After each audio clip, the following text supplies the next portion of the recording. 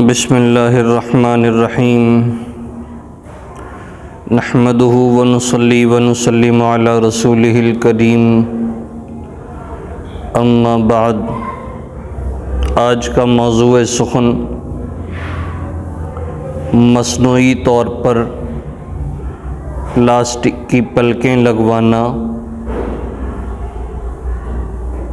شریعت مطہرہ میں اس کی کہاں تک اجازت ہے۔ یاد رکھیں، زیورات کا استعمال،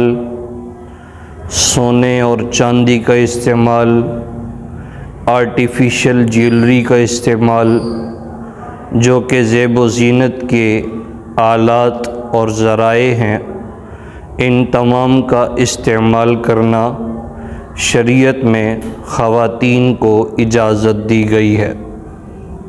لیکن کوئی ایسا طریقہ اختیار کرنا جس میں قدرت کی تخلیق بگڑتی ہو تو وہ چیز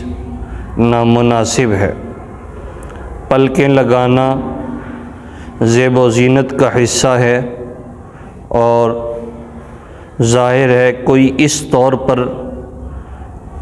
پلکیں نہیں لگائیں گی کہ میں دیکھنے کے لحاظ سے بری لگوں، یا لوگ مجھ سے دور ہٹیں، یا میرے شوہر نامدار مجھ سے نفرت کریں۔ ظاہر ہے کوئی بھی خاتون اس لیے پلکیں نہیں لگاتی، بلکہ زیب و زینت میں مزید چار چاند لگانے کے لیے، مزید حسن کو نمایاں کرنے کے لیے پلاسٹک کی پلکیں لگائی جاتی ہیں۔ اور شریعت میں جب عورت کو اجازت دی ہے زیب و زینت اختیار کرنے کی، تو پھر چونکہ یہ زیب و زینت کا حصہ ہے، اس کے استعمال کرنے سے، پلکیں لگانے سے کوئی ممانعت نہیں ہے۔ لیکن ایک اور بات جو اس موقع پر گزارش کرنا ضروری سمجھتا ہوں، وہ یہ ہے کہ خواتین پلکیں لگانا اور اسی طرح اور دیگر چیزیں، نیل پالش کا استعمال، اچھے لباس کو زیب تن کرنا، اسی طریقے سے کنگھے کا استعمال کرنا، پرفیوم کا استعمال کرنا، خوشبو کا استعمال کرنا، وغیرہ وغیرہ، یہ تمام چیزیں جو انسان اپنی زیب و زینت کے لیے استعمال کرتا ہے، اپنی زیبائش اور آرائش کے لیے استعمال کرتا ہے، استعمال کرنے کے وقت، استعمال کرنے سے پہلے ذہن کے کسی کونے میں یہ بات نہیں ہونی چاہیے کہ لوگ مجھے دیکھیں اور میں لوگوں پر فخر کروں، میں اپنی ہم پلہ عورتوں پر فخر کروں، میں ان کے درمیان آج کل کی بازاری زبان میں یوں کہا جائے کہ میں شو ماروں،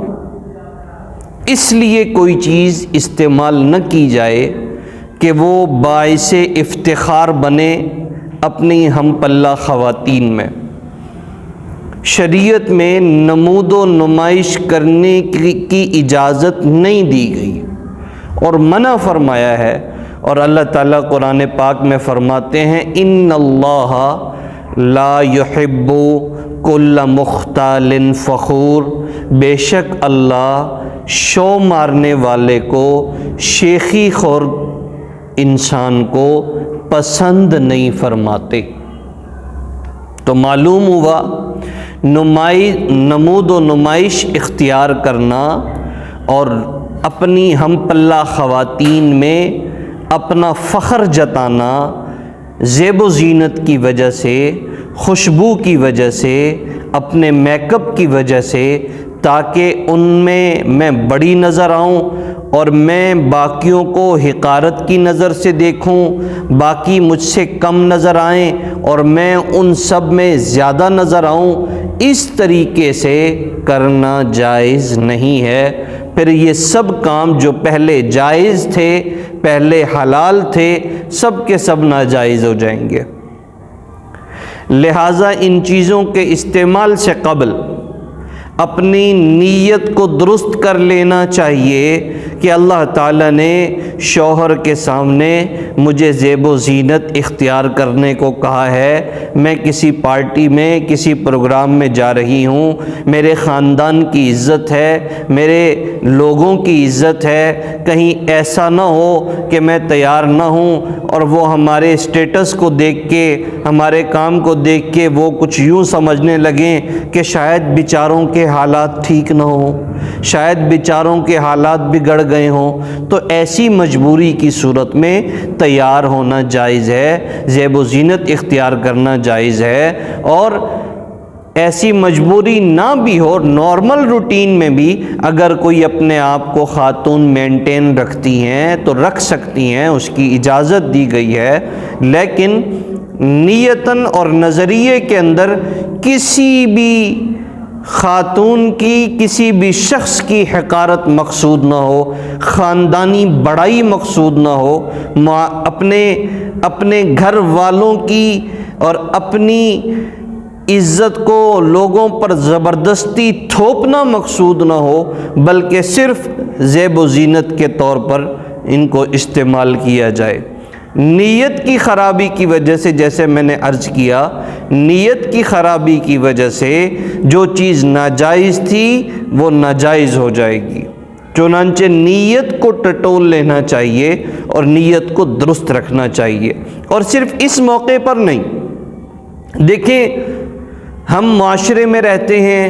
ہم سے وابستہ بہت سے لوگ ہوتے ہیں ہمارے خاندان میں، خاندان سے باہر، جو انسان اپنے تئیں بلند شخصیت کا مالک ہوتا ہے، چاہے خاتون ہو یا مرد، وہ کبھی کسی کو حقارت کی نظر سے نہیں دیکھتا، کبھی کسی کو ذلیل نہیں کرتا۔ اور دنیا میں اصول ہے، عزت کرو گے عزت ملے گی، عزت نہیں کرو گے تو ذلت کا سامنا۔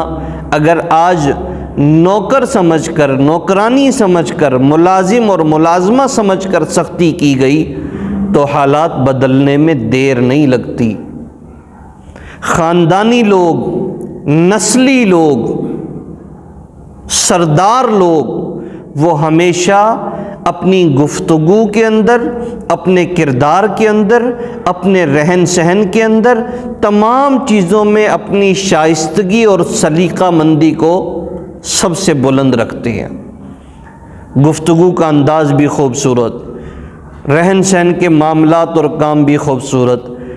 کسی کو حقارت کی نظر سے نہیں دیکھتے، کسی کو ذلیل نہیں کرتے۔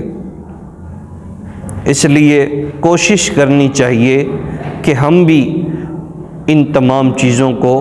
اپنے طبیعت میں اجاگر کرنے کی کوشش کریں،